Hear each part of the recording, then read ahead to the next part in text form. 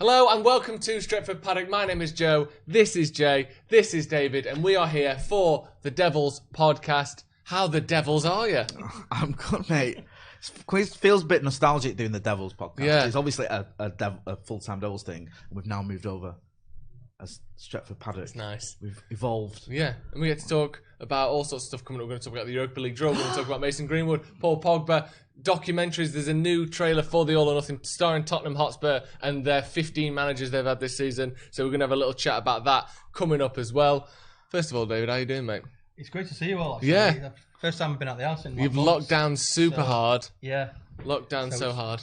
Oh, yeah. Nice to see you all. Yeah, good to see you as well. And how you doing, Jay? I'm alright. I'm just sorry. I was just distracted by Adam Patterson's shirt. It just dawned on me what shirt he's wearing now. It's a is it a shirt or is it a magic eye? If you look at it long enough, you see a Paisley. fish in it and He's wearing Liam a Gallagher. Paisley shirt. I've not seen Paisley shirts since '87. As James Acaster would say, Paisley makes the girls go crazily. So let's talk Am I wrong about James Acaster? What? I don't rate him. Oh, I really like him. I don't either. I don't find him. I've seen him on a few. Fight you both? No, I'm 'Cause asking. I will. Whoa! Oh, sorry. I asked you a civil question. Well. Am I wrong? I made it about me being wrong. Yeah. Am I wrong? Not anything about you. And you've got all aggressive. Well, it's as simple as this, Jay. Yes, you are wrong, mate. I have Right. this debate with my brother all the time. He stands by him, but I just don't see it. No, it's not funny. He's all right. Right. You're Who do- funnier. okay, You're who- funnier. Who do you like then? I like Joe Smith from Stretford Paddock. He's funnier. He is brilliant. No, each to their own. Thank you very much for the compliment. You really softened me there. I was red hot furious at you about the whole James Acaster situation. Get involved. Let me know if I'm wrong. Let's have a vote. Yeah. Who's right, me or Dave or James Joe? Acaster or James Naycaster. Let's talk about the Europa League draw. We've just seen it. We've seen it earlier today. United will be playing either FC Copenhagen or Besiktas, Istanbul. Turkey, Istanbul. One of the Istanbul teams. There's quite a lot of good Istanbul teams, isn't there? I suppose there's no surprises about 20 million people that live there. But yeah, it's a relatively easy draw. I say easy. It could be. I mean, we've struggled in the past. I think last time we went to over there, we played Besiktas, didn't we? And I think that was a tough game. And then obviously Copenhagen, we got beat by them in the Champions League last time we played them. But I mean, at the moment, the way we're playing, we should be beating anyone. I think a lot of it depends where we're at when we go into this. Because if we go into this and it's like, doesn't matter. We've got top four. We've won the FA Cup, and Ollie's like, do you know what? I've got players like McTominay, like Fred, or whatever, who need a bit of a game. Maybe Pereira and Lingard, and he treats it like that. Then we could potentially get knocked out. I think the chances of us winning the FA Cup are quite slim. Do you know, in 2008, obviously we had a much better side then, but we played Arsenal. 2000 was it 10? We played Arsenal and in the semi. We played Arsenal in the quarter or something, didn't we? I don't know what I'm talking about. What I am trying to say, we've played Premier League teams in the Champions League before. Yeah. And it's almost like that. It's like the two, we're going to have to beat Chelsea and then City. Right. And it's got that feeling of like, you've got to beat Chelsea in the final of the Champions League, you've got to beat Arsenal in the semis like we did, we beat Arsenal in the quarter final. We've got like a very difficult Champions League-esque run, is what I'm trying to say. Two of the best teams in the country, and Chelsea are improving all the time. I get where you're coming from, because sometimes in the FA Cup, sometimes you'll have Millwall in the final. Exactly. We got past the Invincibles, even though they weren't invincible. They lost 6 games that season and drew 12 times in the league. And then we faced Millwall in the final. So it was like the final was almost the semi. But they're not just call themselves the Vincibles, are they? Because that sounds crap. So call themselves anything. Just call themselves the 2004 Premier League champions, like most normal clubs would. Won that trophy. Not get a gold one made for yourselves, give it yourselves, and then bang on about the fact you drew 12 games and didn't get beat all season for the next 16 years. It's very good. Well, we haven't got much else to talk about, though, have they? So no, exactly. Yeah, I mean, it's pretty sad, really. But what I'm saying is we've got a couple of very difficult games in the FA Cup. So for me, the chances of us winning that are actually. What are the chances we end the season having beaten Chelsea 4 times and City 4 times, which will have been the case if we win the FA Cup? I get where you're coming from, because I have to back what I said on social media, otherwise people will pull me up and say, that's not what you said when you tweeted. You like to change your mind? Yeah, that's true. Actually, you're not these days. No. You say it once, that's you. That's you. You tweeted in 2011 that you thought Danny Welbeck was good. But you thought that jumper was a bit tight. He scored I still actually stand by that opinion, so I'm not arguing that one. But my exactly what you just said, more or less, Joe, was that surely we can't keep beating Chelsea and City. I mean, what was that? I think we got like 9 games or something without beating Chelsea or something stupid. Loads of times we've not beat City once in a season, let alone twice or 3 times. So it is going to be difficult. We saw what City did against us in the Cup first leg of the League Cup where he came to Old Trafford. And admittedly, one of those 3 times we've beaten City this season was that second leg in the Carling Cup. So it's not the sort of truest of victories in that sense, because we did still lose the tie. What I'd say is before the lockdown, I think it's less likely us winning, even though we have won. Now you look at our team, I think To be us fair, beating most people. So that is at the good moment, point. I can't see us losing. Back then, yeah, we won the games, but it was we might get hammered here. But at the moment, I can't see it. That's a good point, because the one at Old Trafford, if you remember, we didn't have Martial, we didn't have Pogba, we obviously didn't have Bruno because we hadn't bought him. Phil Jones played, I think. I mean, it's almost a different team, and Marcus was carrying a knock. Yeah. Do you remember? He was like, he shouldn't have been playing that game, but it was like, if we don't play him, we've got no one. And Mason hadn't put on the stone or whatever it is, or however many kilograms you youngsters like to use, that he's put on with your fancy measurements. I'm still a stones guy. Yeah, good lad. I like a stone. I don't believe in weight. I don't measure know weight. what that means when people say he's put on like 4K. I'm like, what does that mean? No. Right. But I bet you say, when you go for a run, what do you say, 5K? No, I say 3 miles, because 5K is 3.1 miles and I do 3 miles.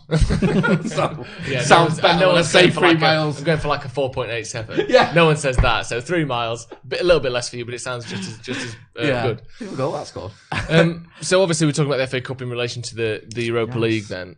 The chances, all I'm saying is, I think the chances of us having finished top 4 and won the FA Cup are quite slim. I think we're still in 5th.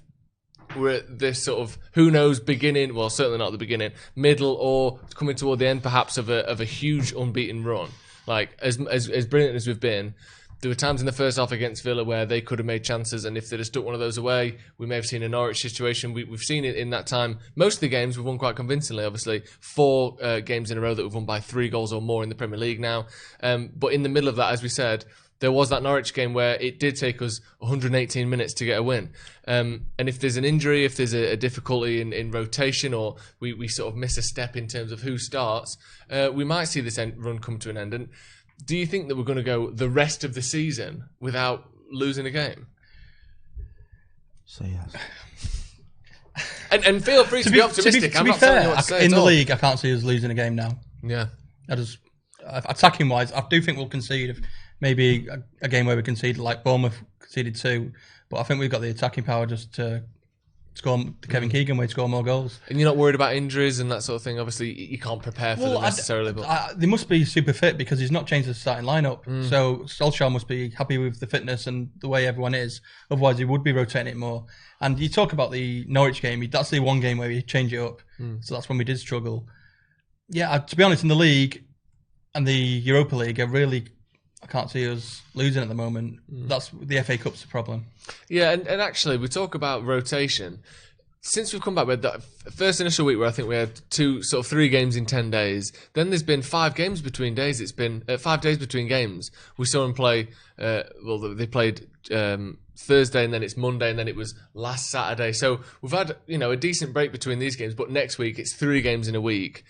Is this where we see that rotation? Is this where we're going to have to see McTominay, Fred, Dan James, maybe even someone like Phil Jones or Eric Bailly at the back there? Do you think we're going to have to see that at some point? I don't know, because I'm wondering how all he's managing him in terms of training, whether he's adapting it so that they're just almost coming into training and just doing like proper, massages and warm downs and just a bit of light running, and then almost using the games as practice. Yeah. Because the games are coming thick and fast, and we've had such a hiatus, whether he's just sort of adapted it, and that's why he's been able to pick his strongest 11 for so many consistent games. I don't know, because I know that there was like an issue, I think, when Rui Faria left. I spoke to a journalist about a year ago, and he was saying that Rui Faria, what he used to do, because he got so limited time for training, he would always have them doing ball work when he had them training. They wouldn't do running without the ball. They'd always have the ball. Like, there'd always be, there was no just going for runs or whatever. And when he left, Jose changed it back or whatever and got rid of that. So I don't know. Maybe he's adapted the training to make it work like that, and he could get away with it, because most of us, I think we all, in our predicted 11s, the other day were saying someone's got to be changed there. It's going to be Lindelof, who's carrying a bit of a back knock, or maybe it's Matic, who's 31 or whatever. But no, he's just kept with it. So I wouldn't be that shocked if Ollie just keeps going with it. Unless, of course, there's an injury, like you say. Where you mentioned Lindelof there, he mustn't have been that bad because I don't think he'd have taken the risk, especially against Villa. Especially what we've seen with Rashford as well. I know the stress fracture's a different thing, but we've seen the risk, especially with backs. Knees and backs have their own sort of thing where you just don't mess with them. Like seemingly, or you know, traditionally, if you have a serious back or knee injury, that's like 10 months to a year, you're gone. So hopefully we don't, you know, like I said, it can't have been that bad because why would they have risked him with a back injury when we've got other fit centre backs? Yeah, it's not like we were in the quarter-final or something. It came against Villa, who have been struggling all season, and I know we scored 3, but it should have been a hell of a lot more, really. And yeah, you just wouldn't take the risk. So they must be really fit, and they must go through these routines in the training, like you said. Do like trainings, but they get massages. Maybe that's what's improving them more. They're not doing that rigorous training as much, and they're free to play more often. But the fitness is definitely there, though. Like we've seen the running, we've seen the up and down and the pressing style that requires a lot of sprints, a lot of fitness, a lot of activity. It's not like we're sort of playing. We'll sit back and we'll try and counter attack to preserve energy. They're not playing at a style that is anything other than high intensity, are they? No, and I think that maybe that suits them better, and it makes. Got to be careful the way I word this because it's going to sound like a bit of a contradiction. But when you're sort of playing a football and you're enjoying it, contradiction. Get out. I spotted it immediately. Sorry, go on. Playing football and enjoying it. You're enjoying it and you're playing in an attacking team, then you have that adrenaline. So you're not feeling as fatigued. If you're playing a game where for 90 minutes you're sitting back behind the ball, it drains you. So you might not be doing as much running, but you're having to sort of play in a way that doesn't suit you naturally. It's negative. It's mentally just boring and draining, and also you've got to sort of keep to that sort of strict regimen. Right, this is it. You can't be in that position. I've got to track him. I've got to do this. Yeah, where you just sort of all going for it, all wanting to score goals. Yeah, like you take a 4-year-old to a ball pool or like Charlie Chalks or something. They're going to do more running about before they've even noticed they're tired. Whereas if you take them, like I don't know, you're going to work with your mum today, and he's sat just like picking his in the thing. I remember that. You sat there, you're like, Mum, I'm tired, my legs hurt. You're like, you've been sat down all day. And I know Bruno isn't me as a 4-year-old kid. I'm very much aware of that. But I think anyone, when you're having fun, you can do more. It's easy to do something that's fun than something that's more boring and difficult. And as we saw under Van Gaal, under Mourinho, it was, the players look tired all the time. I remember, I think it was Andy Mitten was saying it, that it was like do you remember the 0-0 at Anfield? That was sort of like the pivotal moment in both United and Liverpool's fortunes for the last 3 years, where we went there with Jose, we'd been beating everyone 4-1 and 4-0, and then we drew 0-0. They were under pressure, and then they sort of kicked on, but apparently a lot of players were upset and angry at that because we'd gone there on a high, winning games, and just been dead negative. And Jose was like, we're not attacking, we're not sitting back. And they were like, why are we playing like this? We should be going at Liverpool, we should be getting at them, we should be beating them. And that's sort of thing. I think if you're playing football the way you want to play it, and you can tell the players are, these are young attacking footballers and they're playing attacking football, then yeah, maybe it does sort of keep that momentum. Sucks the life out of it, doesn't it? It does help though, having Solskjaer attacking player he was, and you got to give credit to Mourinho. I don't like giving him much credit, but bringing McKenna and Carrick through as the assistants, I think they've been the world of good. And from my experiences with McKenna, you know, at youth level, he's one of the best coaches I've seen. And whenever you hear players talking about him, they all rave about him. And especially now we've got Greenwood in the team. He's worked with him throughout his 18 career. So he was one of those that always was touted as like the next best coach in the world. But he was like really very highly rated, wasn't he? Because I was worried when he got that job. I knew eventually that Mourinho would be sacked at some point because it's Jose Mourinho. He either would leave or get sacked. So I thought the fact that he's become an assistant for him, or coach for him, sorry, once he's gone, that'll be the end of him. Yeah. But I'm just glad that he's been kept on because honestly I think he's a gem there. Sorry, no, go on, Joe. Yeah, you mentioned before about attacking players and Solskjaer being the attacking coach. We've seen this acceleration of progression of Martial, of Rashford, and most importantly, or most sort of noticeably, Mason Greenwood. 16 goals this season. I mean, he just looks like maybe his game isn't quite as complete, and we haven't seen the rest of his game quite as much, but he's just as good as the rest of them up front, and he's turned 18 this season. Definitely. And he's just not a top world-class player, but he's a top Premier League player right now. And it's not long till he's going to be the senior player, and he'll be on free kicks, he'll be on penalties, he'll be making decisions, because he can score. I've seen him score amazing free kicks with both feet, penalties. We've seen what he can do, right foot, left foot. I don't think I've ever seen him miss a penalty. Scored a penalty against Rochdale, didn't he? In that game? Tranmere. Tranmere. Yeah, Tranmere. I know, was it pre-season he took one with his right foot, which is generally considered to be slightly weaker. I think, was it last season or the season before, we were playing against Liverpool in the Premier League Cup, and he scored 2 free kicks outside the box with his right foot. And then for the 23s, not too long after, he scored one from miles out with his left foot top corner. And it's just 2 different styles of free kicks with both feet. And it just, every time I see you line it up and you think, oh yeah, obviously Fernandez is going to take it or someone's going to have a go. But you think, come on, Mason, just tell him you're better than him. You think of Mason Greenwood, he's got to be at least on where we've made with Rashford, who his record at free kicks isn't great. He's got an absolute world against Chelsea, but he's still taking him. Pogba took one the other day again. His record isn't that great with free kicks. I just think he's like I say, he's Pogba. I can't remember. No, I don't think so. He's had a couple of close. I can't remember. He's hit the post a few times. Yeah, but like he's not that senior player. At the end of the day, he's scoring goals and he's doing brilliantly. But there's still Rashford's the main guy and Martial's the main guy. So maybe he's not got that voice yet. But once he starts with that, he's going to be a completely different player. And obviously, you've seen him for 5 years almost now, since he was 14, 4 years. I like adding a year on. I like adding to your seniority and your youth depths. But obviously, you've seen him since he was 16 years old. Or before that, sorry. 14 years old, bloody hell. And you were saying on the Youth Room before, which will be out on Tuesday, that you're not really surprised about any of this, are you? Yeah, like I say, he's a one player where I've seen where it's no shock. First few times I saw him, I've just knew the moment you go in the first team, he'd score goals. Amazing, isn't it? It's so good. I love it when it's just an uninterrupted line where you're like, he looks really good. He looks really good. He's really good. Like, there's been no problems. The difference makes me laugh as well is, I was saying this to someone in the car before, years ago, I did shadow teaching because I was thinking of getting into teaching. I was a reporter, thinking of getting into teaching.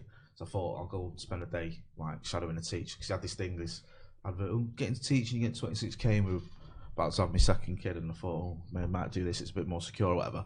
Anyway, went to Ashton on Mersey, shadowing a teacher. You go to different classes, like start from one class and take to another.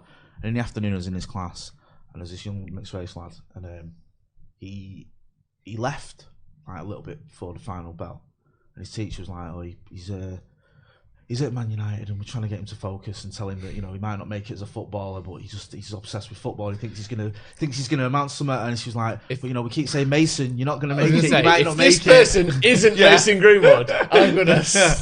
And I was like, and I remember like sort of obviously you shadow a teacher, you don't argue with him. No. I was like, no, he needs to keep up his studies because most of them don't make it. But I think it works out all right for him. To be fair to him, from my experience, he's not been confident thinking, I'm going to be first team, I'm going to do this, I'm going to do that. He's held himself back a few times where under Mourinho, he's asked to be part of the travelling squad. He's not going to be on the bench or anything, but he just travels with him, sits in the stands, and he's turned it down. No, I'd rather play an under-17s friendly. And that's what I love about him. It's all about playing football and the enjoyment of football. And I think that's what makes him a decent player. I'm talking before about when I first saw him, he just knew he was going to score goals. The contrast to that is Rashford, always a big fan of him in the under-18s, played 2 or 3 games through the 23s or 21s as it was then. And that game against Midtjylland, where he was announced he was going to start, guy who sits next to me said, "Oh, what do you think of this lad then?" I thought, he's going to struggle. I think he'll struggle for this. He didn't score 2 goals and then scored 2 goals against Arsenal the next couple of days. But if Rashford can do that, where I'm thinking he's going to struggle, Mason's just going to set the world on fire. There was an element though, with Marcus, like it was a bit of a surprise how well he did. I think with Mason, like Joe was saying, you've sort of plotted it and you thought everyone who's sort of seen him for an extensive period of time thought he is special, he is gonna sooner or later. I think he may have done it a bit sooner than people expected, but he's gonna play for Manchester United first team. With Marcus, it was almost like you weren't sure. Like he was a very good player, but we've seen very good players before at Old Trafford or at the academy who you think they're good enough, and they've not quite had it. There's 2 instances where I think what definitely made him that first team player. We played Chelsea in the Youth Cup, and Chelsea had won the Cup 5 years in a row. Yeah, and we know why that is. It's got nothing to do with nurturing youthful talent. No, but they do have decent teams. And he scored a hat-trick, and it was an unbelievable performance by him. And then also this season, we played Doncaster in that EFL trophy. He scored a last-minute winner for that, and that was a tough game. And just the performance of him and the fact that he wasn't shooting at all the time. But he made sure he got the winner, and I just thought the maturity of him there, playing against a proper team, he's destined for the first team. And it's amazing, isn't it? We keep seeing expected goals as this massive thing these days. It's quite a good representation of what you would expect goals and chances to score. And his expected goals at the minute is something like 2.99. What does that mean? I don't. As in, from the chances he's had, Yeah. he should have scored 3 goals, and he scored 9 goals. All right. He's overachieving on his expected goals by more than anyone else in the league, which sometimes levels itself out. Sometimes, eventually equals itself out. Like at the start of the season, Pookie was over his expected goals, and now he's about right. Same with Tammy Abraham. People go through good spells, but we were talking before.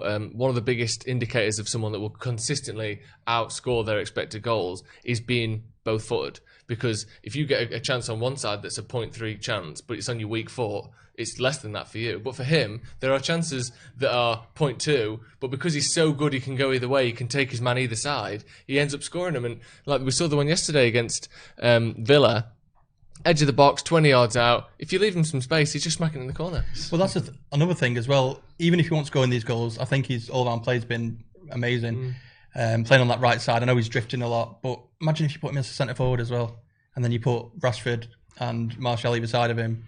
Even picking Do you see that? Do you see that? Because you've obviously know a lot more about him than we centre do. forward. Do you see him as a centre forward? Because if you look at him now, he's on the right, but he's drifting constantly in the middle. I think if you look at someone like Rashford, when he's on that left, he stays on that left. He drifts inside when he's got the ball, but Mason's just constantly moving towards the middle because that's his position. One thing that's impressed me about him is the way, though, he's been able to carry the ball out. You see a lot of highlights of him starting from inside our box, and he'll go past a man and bring it out. We saw even his goalie brought it out on the right-hand side. When you're that central striker, you don't get as many touches on the ball, do you? Because you've got 2 men on your all times, pretty much. You don't get a chance to kind of bring the ball out. Do you think he's got the physicality? Do you think he's got the experience? We're just starting to see it, I think, from Martial, where he can actually...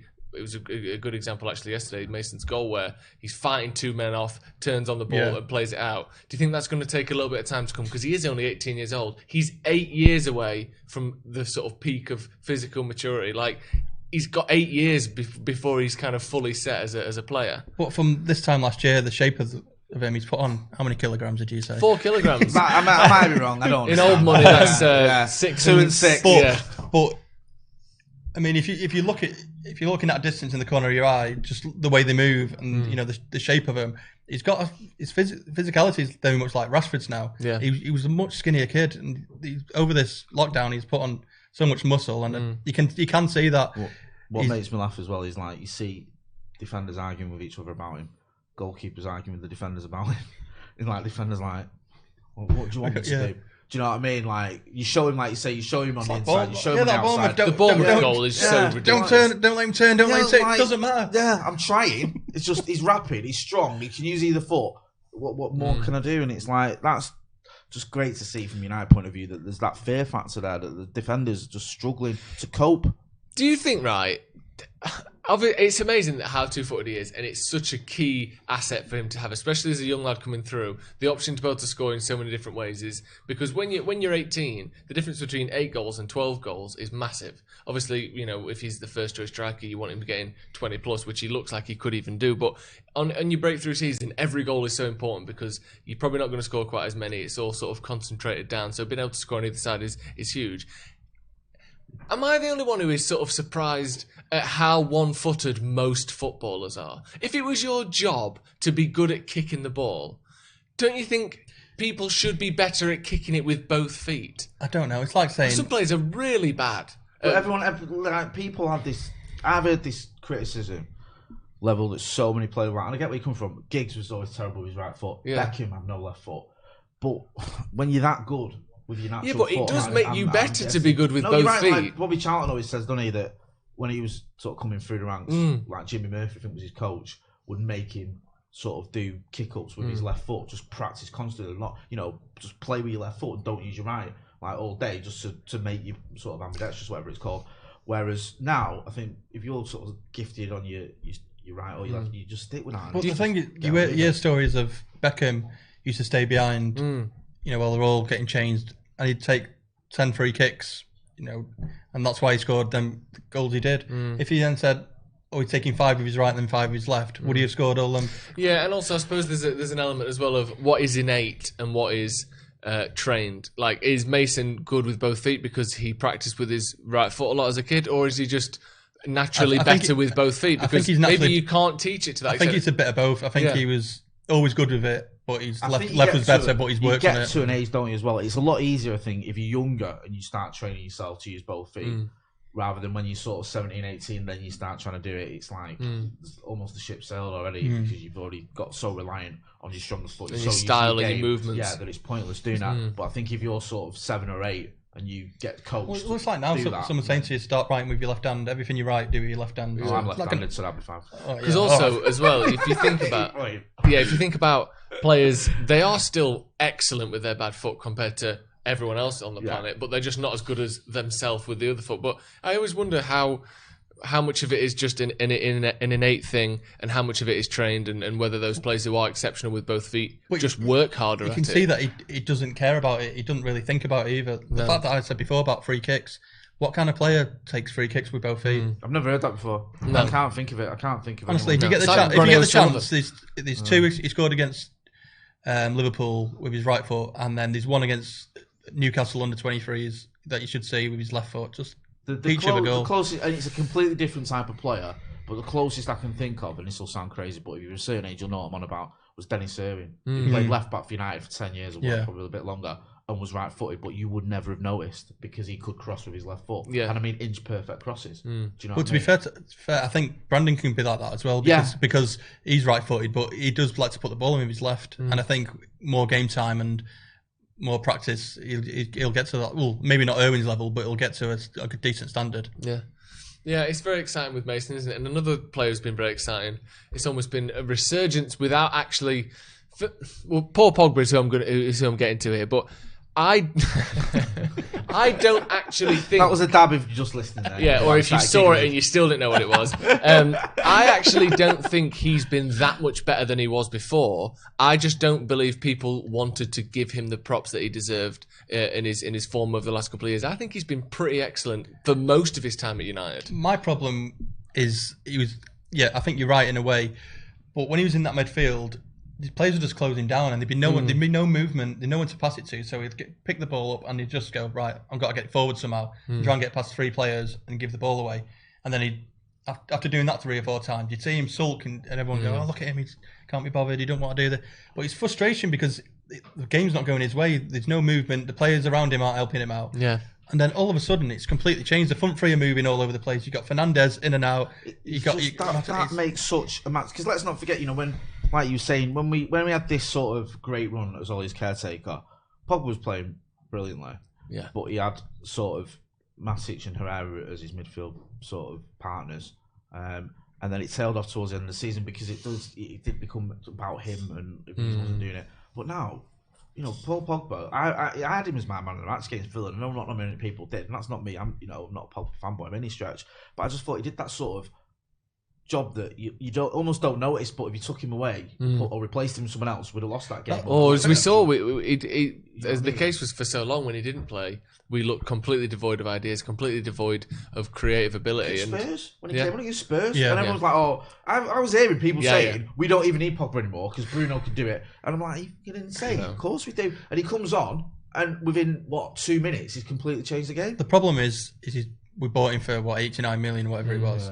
So people expect him to be the face of United. He's supposed to be this superstar player like a Ronaldo or whatever. But look at him even in the French squad. I think when you watch him for France, he's amazing, and he's like he is now. He's like that when he was at Juve as well. He's not the main person there. At Juve, he was the same because you had Pirlo and Marquinhos was next to him doing like a lot of obviously Pirlo was like the main creator there, and Pogba used to just be sort of not have a free role, but he just shine because he wasn't all about him. Do you know what I mean? Whereas when he comes to United, like you say, £89 million price tag, playing in a Jose Mourinho side. Sometimes the players alongside him as well, flattered to deceive. The likes of like Mkhitaryan. I mean, you say sometimes.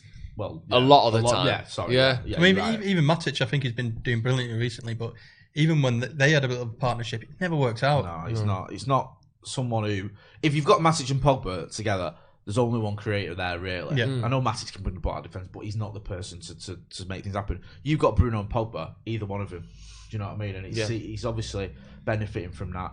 And also, you've got confident attackers as well who are making the runs.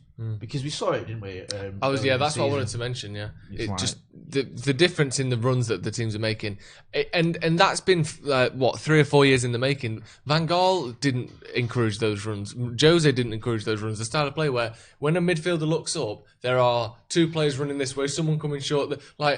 So much movement in front of him. You look at the runs people, and then you've got Luke Shaw overlapping, underlapping, which he started doing in the last 3 games, which I absolutely love. But where's that come from? And you got Wan-Bissaka on the other side, underlapping, overlapping, depending on the situation. There's so much movement in front of these players, and if you can't pick any of them out, side foot it. It's Bruno Fernandes who's picking it up, that's the thing. Not Lingard or Pereira. If you just watch Pogba now, he'll look up and if there's a pass on, he'll pass it. Whereas a year ago, maybe a bit longer, he looked up and there was no pass, and he'd still pass it. Or he'd try and do something. Yeah. And that's where the fans turned against him. And I mean, I had people behind me calling him all sorts. You see, remember was it like in the last season when he was getting dogs abuse, he was leaving and he stopped? It's just like it was getting ridiculous, wasn't it? And we saw it early on in this season. The whole penalty incident against Wolves, wasn't it? One of the most blown out of proportion. Where Marcus missed against Palace. Like people like Gary Neville was still blaming Pogba for the Wolves incident. It was like I've never seen anything like it. The thing was as well, that little run up he did. He only missed one, didn't he? He scored all the rest, and everyone.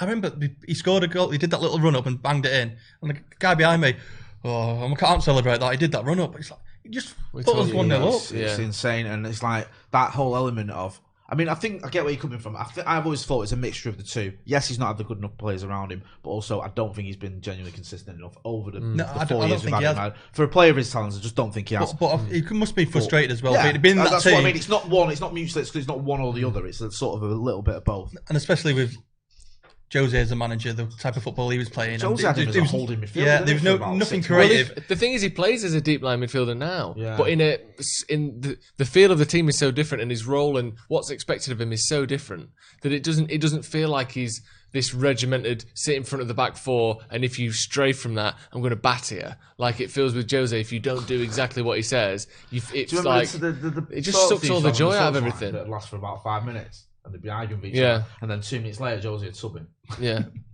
It's like, that I think we've already seen. His mindset, the fans are turned against it. Certain fans are turned against him. Pogba were talking again, not Jose, The football was crap. He wasn't doing anything in games. No wonder he wanted to leave. Or there was talk about wants a new challenge.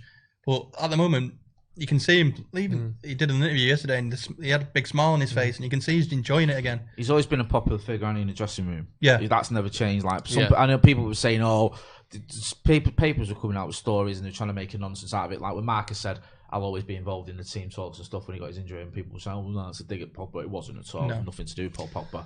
And Paul Pogba's very popular. You can see the videos. Clearly. And it's been multiple waves of teams now. The Zlatan relationship, the Lukaku relationship. Look at Bruno. He helped to go with Martial and Dan Bruno James. said he got in touch with me and we went house hunting together.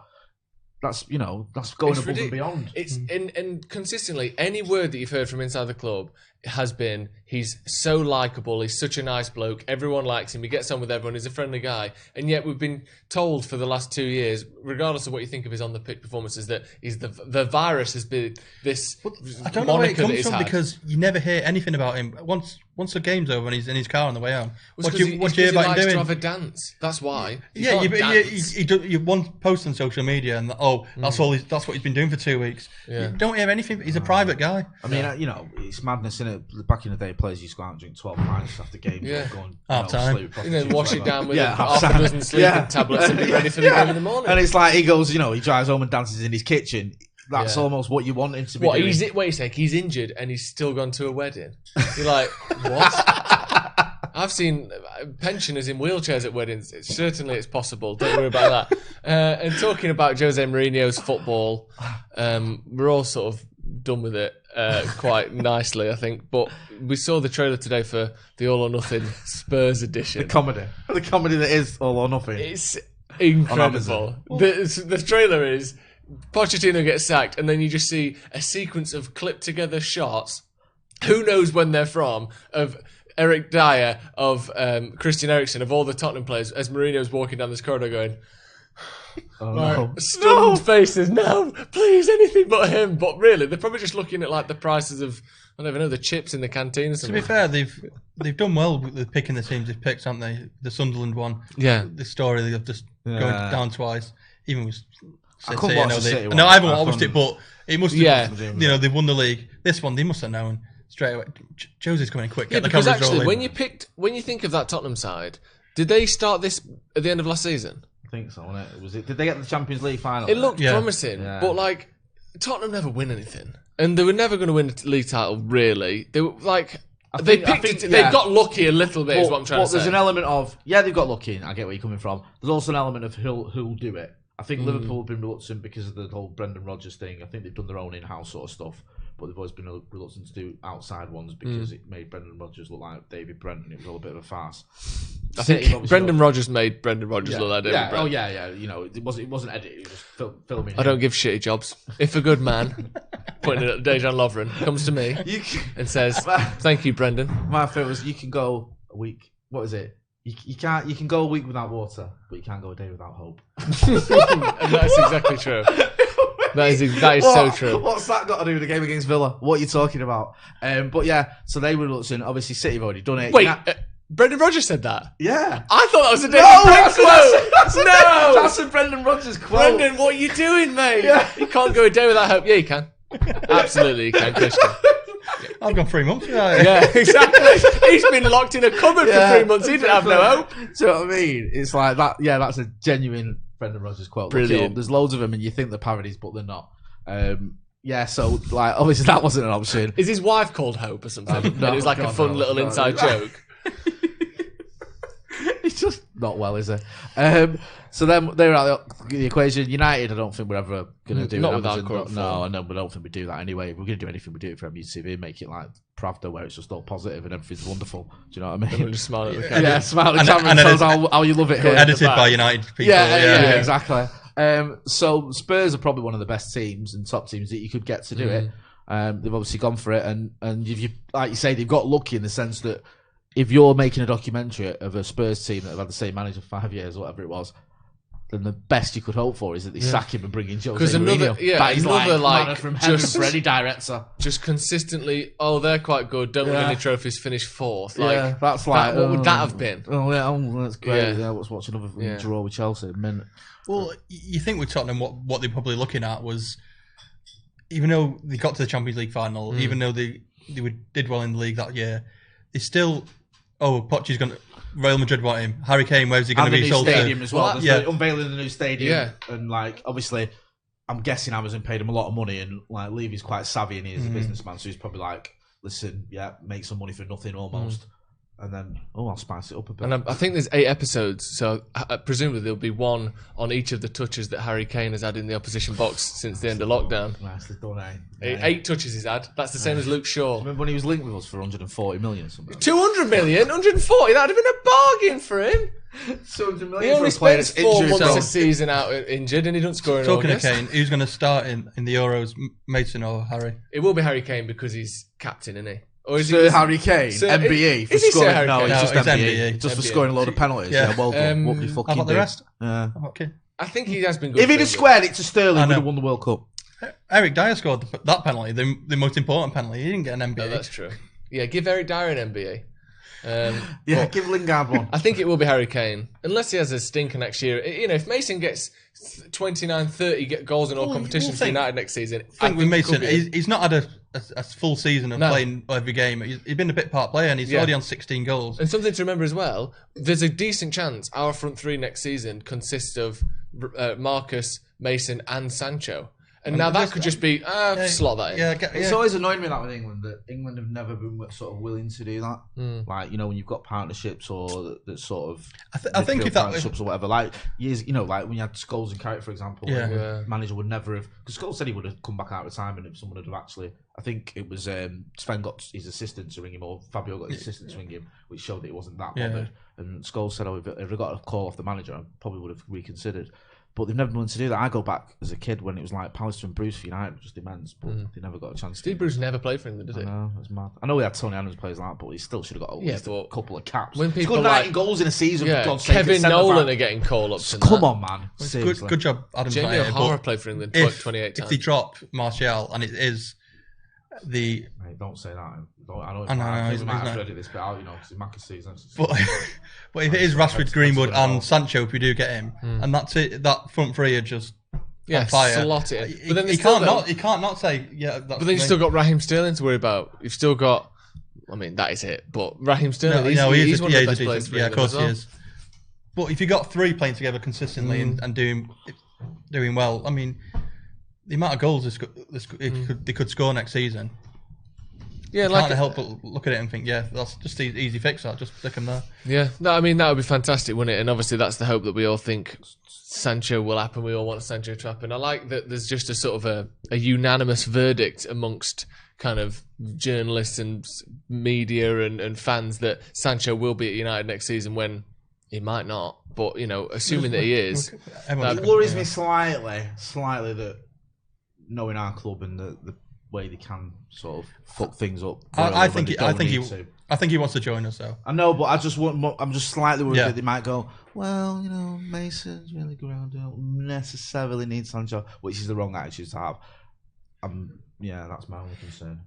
I don't know why this just popped into my head, but has Owen Hargreaves got an autobiography? Has Owen Hargreaves got an autobiography? Yeah, and if he has, is it called Knowing Hargreaves? Like knowing, but with an apostrophe. Knowing me, knowing you.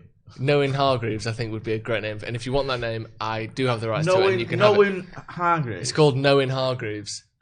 Like Owen Hargreaves. But instead you're knowing him because you really learn about him in this autobiography. That's Michael Owens. He's called Michael Knowing. No, it's not. Yeah.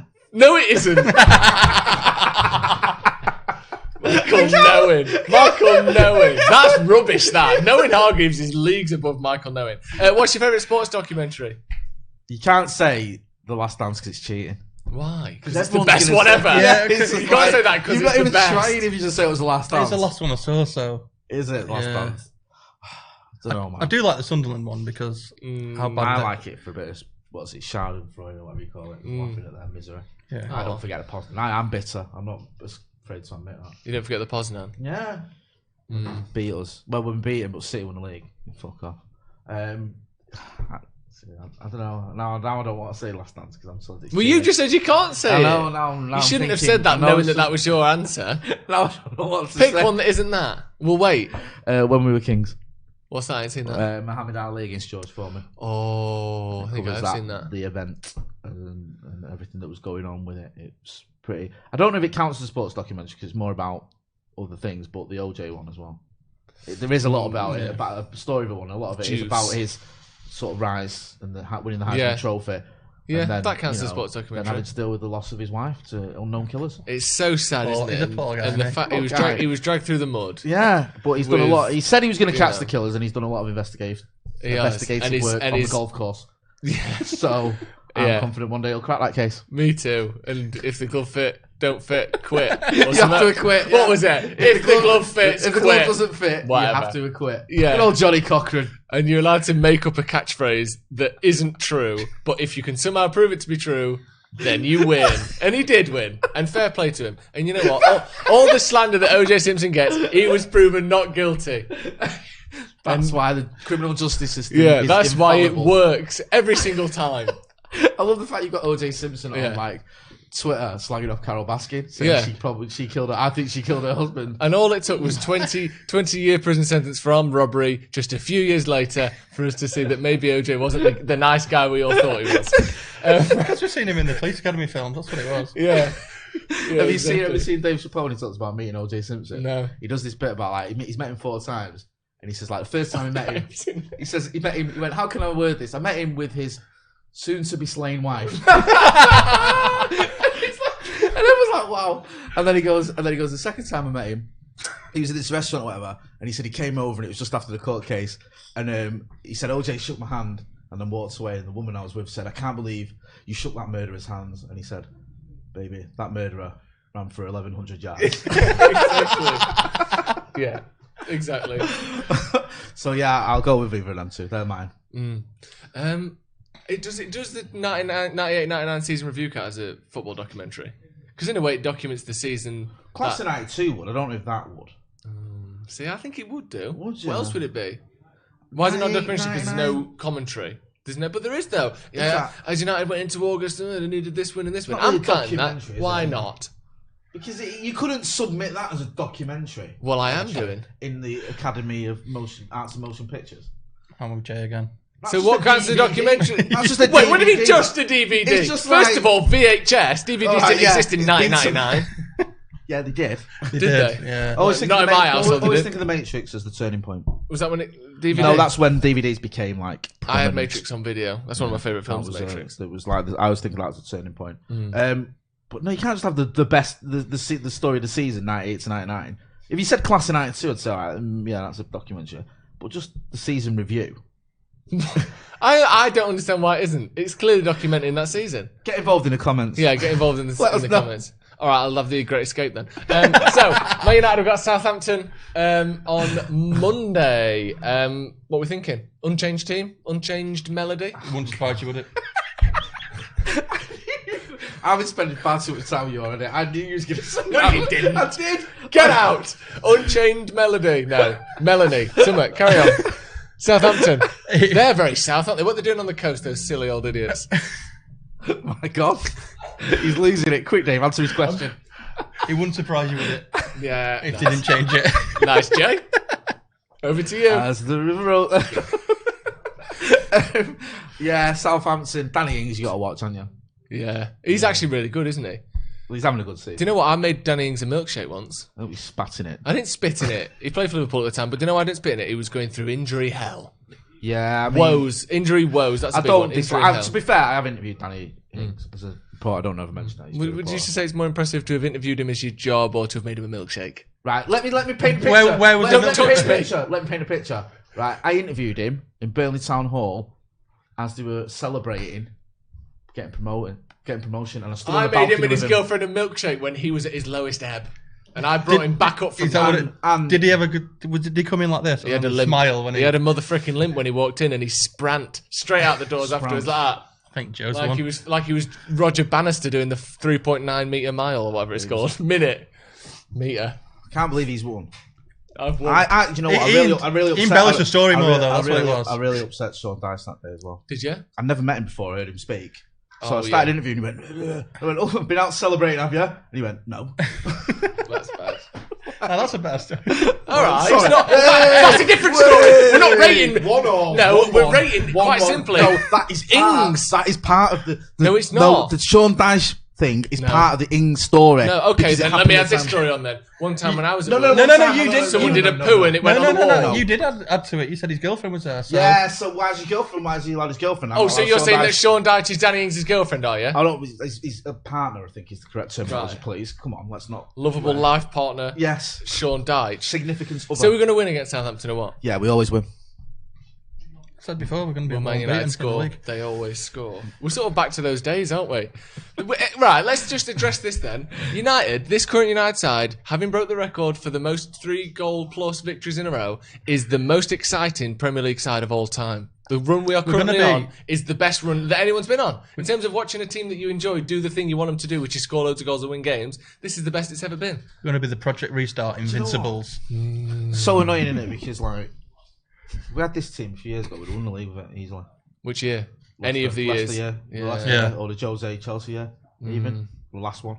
Yeah, Conte did all right things with that Chelsea team, but I think, if we'd Right. have had a team like this, but could we have done it? And I'm not saying that Jose's Ole's the one to win us the league, but would this team have looked like this under those managers? No, you're right. I mean, no. If we'd have had this team under Van Gaal, it wouldn't have been playing the way it was. I think he would have given the likes of Mason and Brandon a chance, but he wouldn't have played. Yeah, that but you're not going to football. play Mason at 13, though, are you? No, that's the point. Yeah. Not even that. Get on, lad. Get on. No, Still would've scored, do you remember though. when Paddy McNair like jumped the queue by Yeah. like 5 years? Everyone thought it was going to like Pearson or whatever, and he was Donald just like, Love as well, remember him? yeah. Mate, and like the funny thing is, when you play for Manchester United in the first team and you do okay, as a lot of these players did, people think, oh, he must be like Premier League standard, and then half the time they weren't really, were they? It's just That was Van Gaal's one good thing he would give you a chance. Yeah, it did definitely give you a chance. Well, that's the thing at Carrington. If you go, they've got these glass panels and they got all the names of all the academy graduates played for first team, and under Van Gaal, it's just names. Yeah. I've always seen the thing on the other side of the press where it's like the winners of the Jimmy Murphy Trophy. Yeah, if when you go in, where the big sign Manchester United on that walkway, all on the glass there, it's all etched in there. Gotta love it, haven't you? Yeah. So we're all expecting to win against Southampton. Yeah. Keep the train rolling. As we were saying the other day, Sheffield United doing our bidding for us. They just beat Wolves. They've got Chelsea next. Then they've got Leicester. It's all up to them, isn't it? Yeah, those Bramall Lane boys. They're still fighting for a Europa League spot. So yeah. Well, they look like they'd fallen out of it. 2 losses in a row, and then I think they've won 2 and drawn 1 of their last 3. So they're right back in form. And it was annoying against Arsenal. Arsenal's fucking useless, aren't they? Do you know what I mean? Like I thought City as well against Chelsea. They rolled over. That was poor. That was poor. On and so then many pretending levels. to beat Liverpool the week after. I know they did actually beat him, but it don't count, does it? Bernardo Silva didn't clap on the fucking Guard of Honour. Well done. Who gives a shit? No. And why are Liverpool getting a Guard of Honour everywhere they go? Have they got another one? Yeah, they had one at the game the other day. Because the best side ever. The best Guard of Honour I've seen is at the Etihad when the under-21s won the league, and they played the game at the Etihad, the last game of the season. The City had to line up and give the under-21s a Guard of Honour. Really? Yeah. Was it better than Chelsea's for us when it was the reserves? Yeah.